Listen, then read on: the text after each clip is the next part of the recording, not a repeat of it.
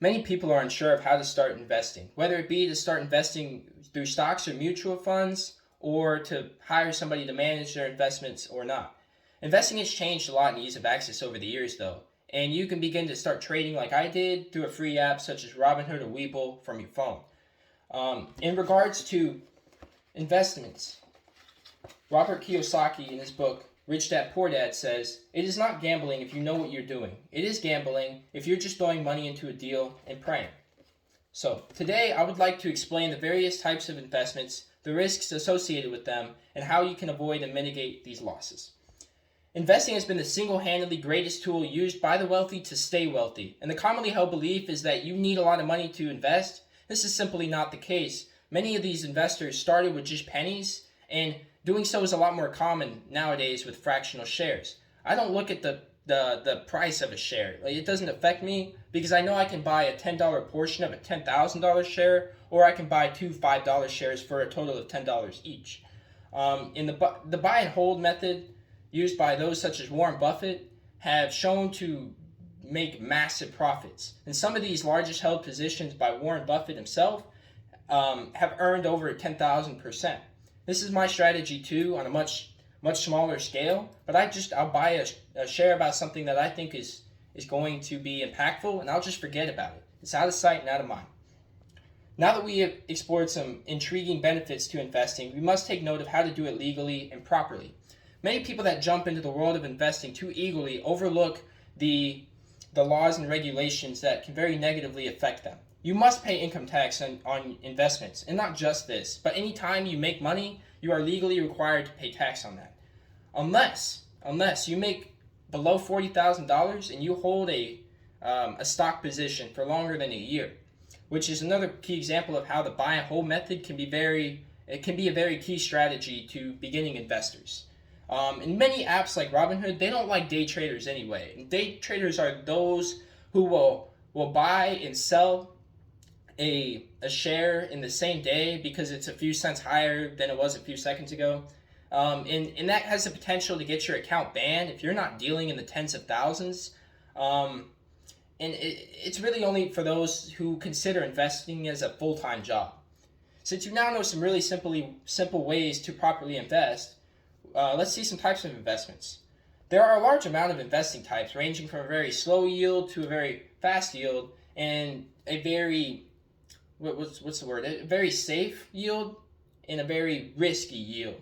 My personal favorite type of investing is mutual funds, which I learned from my father. They're potentially huge collections of stocks that are represented as a single investment.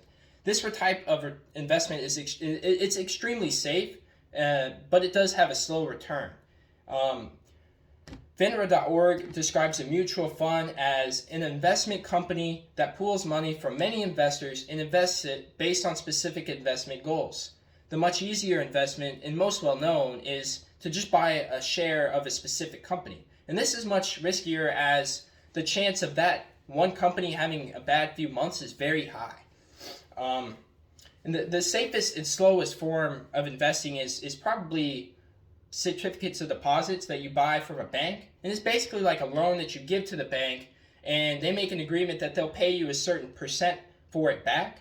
And this investment is pretty popular during a time of economic crisis where it's almost a guaranteed return and it won't fluctuate due to the market.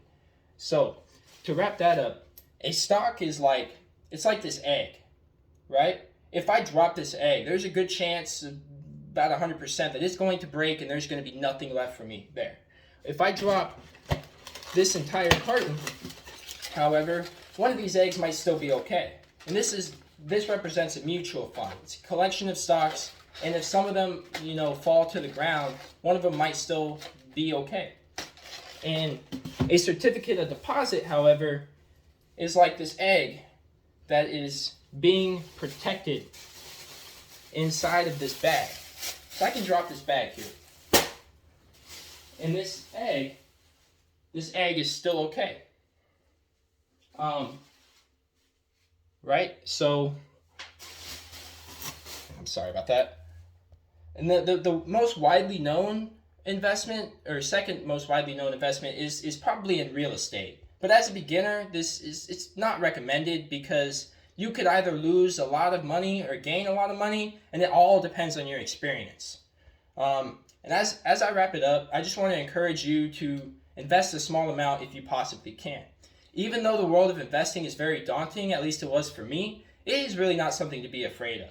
And after proper research and planning, investments will begin to seem like a necessary or they will begin to seem like a necessity to increase the standard of living without needing a raise or a better job.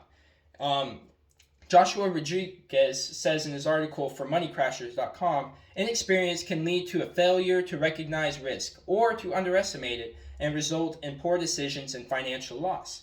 So, even though investing can potentially harm your wealth through the payment of taxes or risks involving the lockdown of your money, people are becoming millionaires each day because they play this game diligently and lawfully. Thank you.